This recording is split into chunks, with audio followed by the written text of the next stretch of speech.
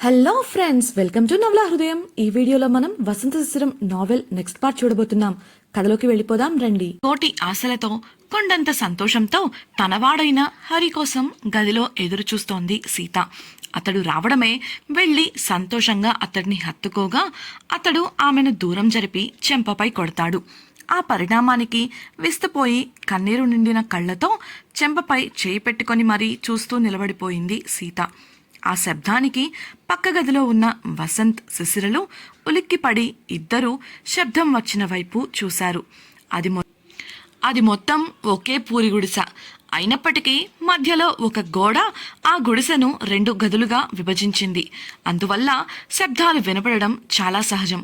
సీత ఏడుపు గొంతుతో "ఎందుకు బావా కొట్టావ్?" అని అడగగా హరి విసుగ్గా తన నడుములో ఉన్న చిన్న సంచిలోంచి ఒక వేరుముక్కను బయటకు తీసి చూపించాడు.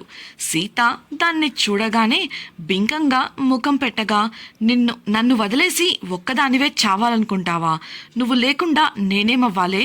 నన్ను ఒంటరివాణ్ణి చేసి నువ్వు కూడా వెళ్ళిపోదామనుకున్నావా అని గద్దించి అడగడంతో అతన్ని మరోసారి హత్తుకుపోయి ఏడుస్తూ, "ఏం చేయను బావా, నువ్వు లేని జీవితం బ్రతకలేననిపించింది. అలా అని అమ్మకు ఎదురు చెప్పలేకపోయాను. అందుకే" అంటూ వెక్కిళ్ళు పెడుతూ మాట్లాడలేక ఆగిపోయింది. అవును, హరి చూపించింది అదే వేరు. దేనినైతే లక్ష్మి మండపంలో సీత చేతి నుండి లాక్కుందో అది చాలా విషపూరితమైనది. దాన్ని కొరికిన కొద్ది నిమిషాలలోనే మనిషి రక్తం కక్కుకొని మరణిస్తాడు. హరికి దూరమవుతున్న బాధను తట్టుకోలేక సీత ఇటువంటి నిర్ణయం తీసుకుంది. కానీ చివరి నిమిషంలో ఏవేవో జరిగి ఇప్పుడు ఇలా హరి కౌగిల్లో ఒదిగిపోయింది. ఆమె తన కోసమే ఇదంతా చేసిందని తెలిసిన హరి ఆమెను తన గుండెల్లో పొదువుకుంటూ, "ఇంకెప్పుడు ఇలాంటి పిచ్చి పిచ్చి పనులు చెయ్యను అని నాకు ప్రమాణం చెయ్యి, ఎలాంటి పరిస్థితి ఎదురైనా సరే" అని అనడంతో ఒట్టు అంటూ అతని ఎదపై వాలిపోయింది సీత. అతడు నవ్వి "సీత" అని ప్రేమగా ఆమెను పిలిచాడు. అతడి స్వరంలోని మార్పును గ్రహించిన సీత సిగ్గుతో "ఊ" అని అనగా, "పెళ్లికి ముందు ఓసారి ముద్దడిగితే ఏమన్నావో గుర్తుందా?" తీయగా అడిగాడు హరి. ఆమె సిగ్గుతో వెంటనే అతన్ని వదిలి దూరంగా వెళ్ళింది. సిగ్గుల మొగ్గవుతూ గోడకు ఆనుకుని కాలివేలితో నేలను రాస్తూ ముడుచుకుపోయి నిలబడింది. హరి ఆమె దగ్గరకు వెళ్ళి ఆమెను గట్టిగా హత్తుకున్నాడు. గడ్డం పట్టి చుబుకాన్ని పైకెత్తి ఆమె కళ్ళల్లోకి సూటిగా చూశాడు. మరుక్షణం తనను తాను అతడికి దాసోహం చేసింది సీత. ఎన్నో ప్రియమైన ఊసులు చెప్పుకుంటూ హద్దులను చెరుపుకుంటూ ఆ రాత్రికి నిద్ర పట్టకుండా చేశారు వారు. పాపం వారికేం తెలుసు, వారి ఈ ఏకాంతం మరో జంటను నిద్రపోనివ్వడం లేదని. అదే గుడిసెలోని పక్క గదిలో ఉన్న వసంత్, శిశిరలు మొదట హరి సీతను కొట్టిన శబ్దానికి ఉలిక్కిపడినా తర్వాత వారి మాటలకు శాంతించారు. త్వరగా నిద్రపోదామని అనుకుని నిద్రకు ఉపక్రమించారు. కానీ పక్కగద నుండి వస్తున్న శబ్దాలకు నిద్ర పట్టలేదు. తనలానే వసంత్ కూడా నిద్రపోలేదు అని గ్రహించిన శిశిర అతనితో మాట్లాడటానికి ఇదే సరైన సమయం అనుకుంటూ "వాసుగారు" అని మెల్లిగా పిలిచింది. ఇద్దరూ ఒకే మంచంపై చెరోవైపు తిరిగి పడుకొని ఉండగా ఆమె పిలుపు వినిపించినప్పటికీ వినపడనట్లే ప్రవర్తించాడు వసంత్. కళ్ళు మూసుకొని నిద్రపోతున్నట్లు నటించాడు. శిశిర విసుగ్గా లేచి కూర్చుంటూ, "మీరు నిద్రపోలేదని నాకు తెలుసు, ఒక్కసారి నేను చెప్పేది వినొచ్చుగా" అంటూ అతడి భుజంపై చెయ్యి వేయబోయింది. ఆమె చెయ్యి అతడిని తాకకముందే వసంత్ విసురుగా లేచి గది నుండి బయటకు వెళ్ళిపోయాడు. అతడి ఈ దురుసు చర్యకు శిశిర కళ్ళల్లో నీళ్లు తిరిగాయి. దానికి తోడు పక్క గదిలోని హరి, సీతల ఏకాంతం మరింతగా ఉక్కిరిబిక్కిరి చేస్తుంటే గదిలో ఉండలేక ఆమె కూడా బయటకు నడిచింది. కానీ బయట వసంత్ కనిపించలేదు. దాంతో మౌనంగా అరుగు మీద ముడుచుకొని కూర్చొని మోకాళ్లపై తలవాల్చి అతని కోసం ఎదురు చూస్తూ ఉండిపోయింది. అర్ధరాత్రి వేళ ఒక యువకుడు చంకలో సంచితో చీకటి అడవి మార్గంలో టార్చ్ లైట్ సాయంతో ముందుకు నడుస్తూ ఉన్నాడు. అతడు తన ఊరిని చేరుకునేసరికి అర్ధరాత్రి కాగా ఈ జిన్నాగాడు శోభనం గదిలో పెళ్ళాంతో ఎంజాయ్ చేస్తూ ఉంటాడు అనుకుంటూ ఊరి మధ్య ఉన్న ప్రదేశానికి చేరేసరికి ఒక వ్యక్తి స్తంభానికి కట్టబడి వేలాడుతూ కనిపించగా అతని చుట్టూ నలుగురు కూర్చొని కునికిపాట్లు పడుతూ కనిపించారు. ఆ యువకుడి వంక పరీక్షగా చూసిన ఆ వ్యక్తికి అది మరెవరో కాదు, జిన్నా అని అర్థమైంది. కళ్ళు పెద్దవి చేసి చూస్తూ పక్కన ఉన్న చెట్టు చాటుకుపోయి పరిసరాలను గమనించాడు. ఎక్కడికక్కడ అందరూ తమ తమ ఇళ్లల్లో నిద్రపోతుంటే ఆ కాపలా ఉన్న నలుగురు కూడా గుర్రు పెట్టి నిద్రపోతున్నారు. మెల్లగా అడుగులో అడుగు వేసుకుంటూ జిన్నా వద్దకు వెళ్ళిన ఆ వ్యక్తి జిన్నాను తట్టిలేపి కట్లు విప్పబోగా మేల్కొన్న జిన్నా ఆ వ్యక్తిని చూసి, చిట్టి వద్దు, ఆగు, ఇంకా మన విషయం ఎవరికీ తెలియదు, ప్రస్తుతం నేను చెప్పేది విను అని నసుగుతూనే పరిసరాలను చూస్తూ ఉన్నాడు. చిట్టి చెవిలో జిన్నా విషయం చెప్పి, వెంటనే వెళ్ళి నాయకుడికి జరిగింది చెప్పు, వాళ్ళు ఇక్కడి నుంచి ప్రాణాలతో పోకూడదు, నాకేం కాదు, వెళ్ళు అని పంపించేశాడు. చిట్టి అక్కడి నుండి వెళ్ళిపోగా జిన్నా మౌనంగా ఉండిపోయాడు. కొంత దూరంలో ఉన్న గుడిసెలోంచి కిటికీ ద్వారా ఇదంతా చూస్తున్నారు వసంత్ పెద్దాయన మరియు శ్రీనులు. పెద్దాయన శ్రీనుకు సైగ చేయగా అతడు వెంటనే అక్కడి నుండి వెళ్ళిపోయాడు. వసంత్ అతన్ని అనుసరించబోతుంటే పెద్దాయన ఆపేస్తూ, మాకు అడవి కొట్టిన పిండి బాబు, మీకు అలా కాదు, మీరు ఇబ్బంది పడడమే కాక మనం అనుకున్నది జరగకపోవచ్చు అని చెప్పగా మౌనంగా ఉండిపోయాడు వసంత్. మీరు మాకు విషయం చెప్పి చాలా మంచి పని చేశారు. వీరు చేస్తున్నది మా కట్టుబాట్లకు విరుద్ధం. ఇంకా ఇలా ఎవరు ఉన్నా సరే వారిని గూడెం నుండి వెలివేస్తాం. వాళ్లను పోలీసులకు పట్టించి శిక్ష పడేలా చేస్తాను, మెల్లిగానే ఆవేశంగా చెప్పాడు పెద్దాయన. దాంతో వసంత్ తల ఊపి, ఇక నేను వెళ్తాను పెద్దాయన, మీరు విశ్రాంతి తీసుకోండి అని చెప్పి ఆ గుడిసె నుండి బయటకు వచ్చేశాడు. అతడు తాము ఉన్న గుడిసె దగ్గరకు వచ్చేసరికి ముడుచుకొని కూర్చొని మోకాళ్లపై తల పెట్టుకొని నిద్రపోతూ కనిపించింది శిశిర. ఆమె కాలిగాయం గుడిసెకున్న బయట లైటు కాంతిలో ప్రస్ఫుటంగా ఎర్రగా తెలుస్తోంది. అప్పుడు సమయం తెల్లవారుజాము 3 గంటలు. ఇంత చీకట్లో అలా అజాగ్రత్తగా బయట కూర్చున్నందుకు వసంత్కు కోపం రాగా విసురుగా తలుపు తీసుకొని లోపలికి వెళ్ళాడు. ఆ శబ్దానికి శిశిర మేల్కొని వసంత్ వచ్చాడని అర్థమై లోపలికి వెళ్ళింది. అప్పటికి అక్కడ ఎటువంటి శబ్దాలు మాటలు వినపడకపోవడంతో వసంత్ నేరుగా మంచంపై వాలి ఓ వైపున తిరిగి పడుకోగా శిశిర బాధగా తలుపు వేసి వచ్చి మరోవైపున పడుకుంది. అప్పటికే చాలా ఆలస్యం కావడంతో ఇద్దరికీ త్వరగా నిద్ర పట్టేసింది. ఇదిలా ఉంటే మరోవైపున అడవిలో చిట్టికి అనుమానం రాకుండా అతన్ని అనుసరిస్తూ వెళుతున్నాడు శ్రీను. పురుగుల శబ్దాలు గుడ్లగూపల అరుపులతో అడవంతా కారు చీకటి కమ్మి భయంకరంగా ఉంది. చాలాసేపటి నుంచి కార్ డ్రైవ్ చేసి అలసిపోయిన కిషోర్కు కళ్ళు మూతలు పడుతుంటే తాను డ్రైవ్ చేస్తానని అడిగాడు అలీ. రుద్ర వారితో పాటు లేడు. కిషోర్ కూడా నిద్ర ముంచుకు రావడంతో కంట్రోల్ చేసుకోలేక అలీతో సీట్ ఎక్స్చేంజ్ అయ్యాడు.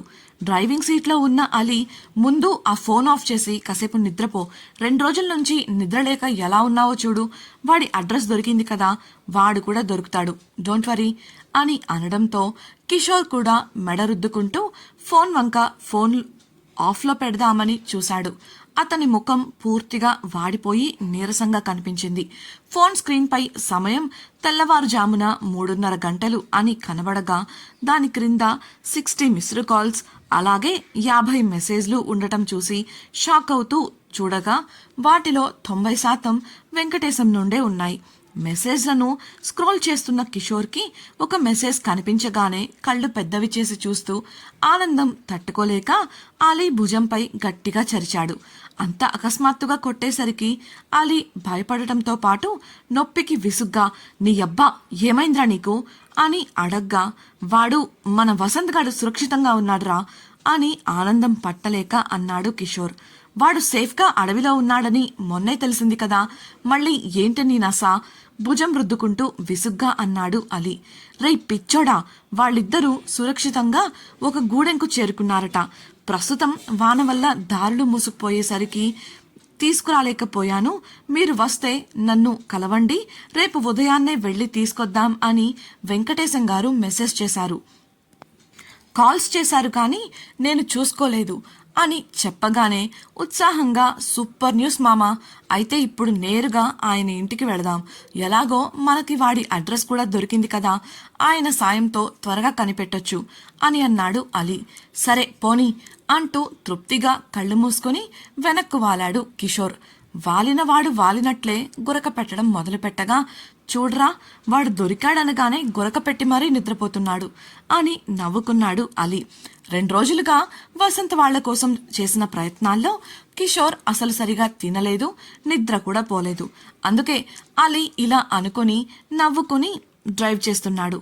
అలీ వెంకటేశం ఉండే క్వార్టర్స్ ముందు కార్ ఆపేసరికి తెల్లవారిపోయి 6:30 అయింది. 6 బయట వ్యాయామం చేస్తూ ఉన్న వెంకటేశం కారు దిగుతున్న అలీని చూడగానే పని ఆపి మరీ బయటకు వచ్చి, ఏంటి సార్, ఎన్నిసార్లు ఫోన్ చేసినా తీయలేదు, అతను మరీ ఇంత నిర్లక్ష్యమా అంటున్న వెంకటేశానికి మౌనంగా ఉండమని సైగ చేస్తూ కిషోర్ కూర్చున్న వైపు కార్ డోర్ తీసి చూపించాడు అలీ. అప్పటికి 2 గంటలుగా నిద్రపోయినప్పటికీ కిషోర్ ముఖం ఇంకా వాడిపోయినట్లే ఉండటంతో ముఖ్యమైన పనుల వల్ల అతడు ఫోన్ ఎత్తలేదని అర్థం చేసుకున్నాడు వెంకటేశం. చిన్నగా లోపలికొచ్చి పడుకోమనండి సార్ అని అలీకి చెప్పాడు. కార్ డోర్ మెల్లిగా మూసేస్తూ, వదిలేయండి సార్, కాసేపు ఆగితే వాడే లేస్తాడు, ఇంతకీ మా వాళ్ళ దగ్గరకు ఎప్పుడు వెళదాం అని అడిగాడు అలీ.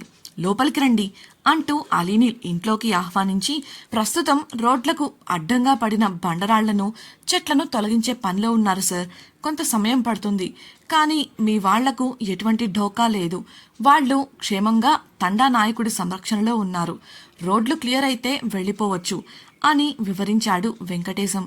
ఓహో, అన్నట్టు ఈ అడవిలో ఎన్ని తండాలున్నాయి, వాళ్ల వ్యక్తిత్వాలు ఎలా ఉంటాయి అని ప్రశ్నించాడు అలీ. అందుకు వెంకటేశం ఆలోచిస్తూ, మొత్తం ఈ ప్రాంతంలో 4 తండాలున్నాయి సార్, అందరూ కల్మషం లేని మనుషులు, ఒకప్పుడు సొంత నియమాలు పాటించేవారు, కానీ గత 20 నుంచి 30 సంవత్సరాలుగా పూర్తిగా చట్టానికి కట్టుబడి బ్రతుకుతున్నారు. ఎందుకు అడుగుతున్నారు?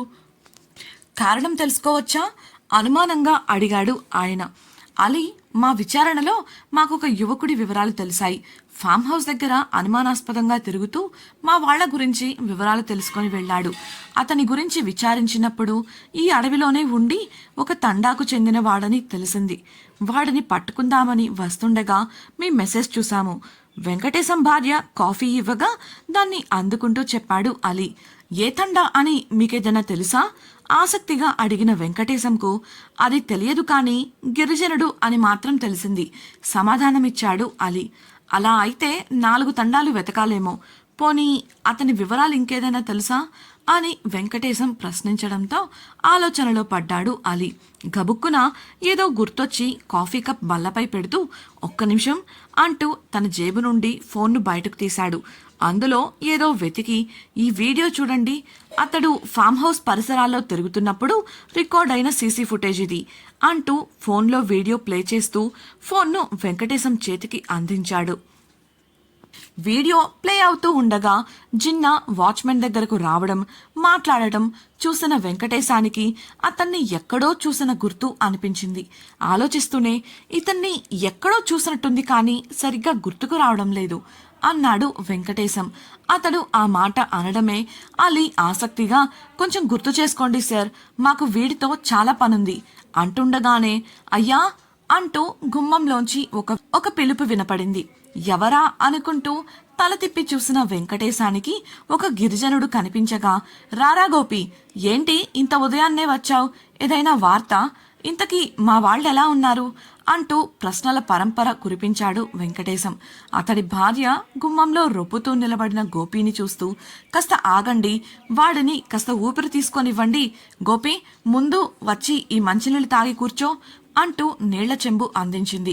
ఆ చెంబు అందుకొని నీళ్లు తాగుతూ వెంకటేశం దగ్గరకు నడిచాడు గోపి. వెంకటేశం చేతిలో ఉన్న ఫోన్ స్క్రీన్ను పెద్ద కళ్లతో చూస్తూ, నేను ఈడి గురించి చెప్పడానికి వస్తున్నానని మీకెలా తెలుసయ్యా, వీడిని ఫోన్లో చూసుకుంటున్నారేంటి అని ప్రశ్నించడంతో అలీ లేచి నిలబడగా వెంకటేశం అవాక్కై చూశాడు. వీడు నీకు తెలుసా? ఉత్సాహం ఆపుకోలేక అలీ అడగగా గోపి వెంకటేశం వంక చూస్తూ ఇదేందయ్యా మన తండావాడిని ఎట్టా మర్చిపోయారు? రాత్రి ఆడి పెళ్లి ఉంది రమ్మని మొన్న పెద్దాయన మీకు చెప్పలా అని అన్నాడు. ఇంతకీ గోపి వెంకటేశం దగ్గరకు వచ్చిన కారణం ఏంటి? జిన్నా గురించి అలీ వాళ్ళు తెలుసుకుంటారా? జిన్నా అలీ వాళ్లకు దొరుకుతాడా? అలీ వాళ్ళు వసంత్ వాళ్ల దగ్గరకు ఎలా చేరుకుంటారు? శ్రీనుకు చిట్టి ద్వారా స్మగ్లర్ల ముఠా స్థావరం తెలుస్తుందా?